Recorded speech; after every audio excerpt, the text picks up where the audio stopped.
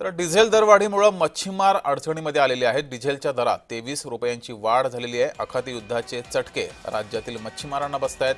Diesel 92 रुपयांवरून थेट 115 रुपयांवर पोहोचले। त्यामुळे मासेमारी करायची तरी कशी असा सवाल मच्छीमारांसमोर उपस्थित झालाय।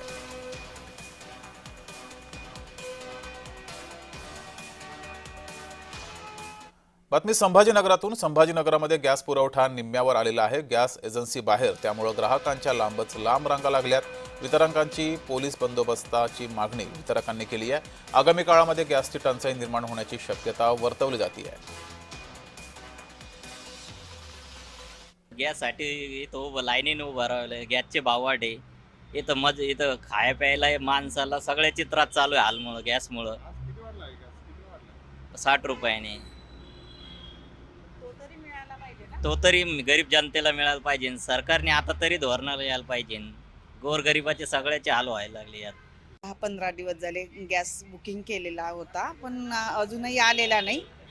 परवा म्हणले येईल, तर आला नाही अजून।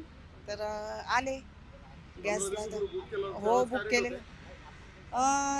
तेव्हाचा रेट माहीत नाही, पण आता 60 रुपये वाढलेले आहेत असं ऐकते। आता ऑफिसला आलेले आहे, गॅससाठी झाले मी, मला गॅस नाही आहे त्याच्यासाठी झाले। माझे गॅस हे उमा किरणला आहे। उमा किरण मी रांजणगावला राहतो। रांजणगाववर माझं इथं ट्रान्सफर झालं। मी पहिल्यांदा वेळी इथं भरा आली। काय ते रेट आता का चिल्लर नसल्यामुळे त्यांनी 8 रुपये एक्स्ट्रा घेतले। हा ती म्हणतात 922 रुपये। 8 दिवसापूर्वी कितीला होता? 60 रुपयाने गव्हर्नमेंट सांगते 60 रुपयाने वाढ आहे।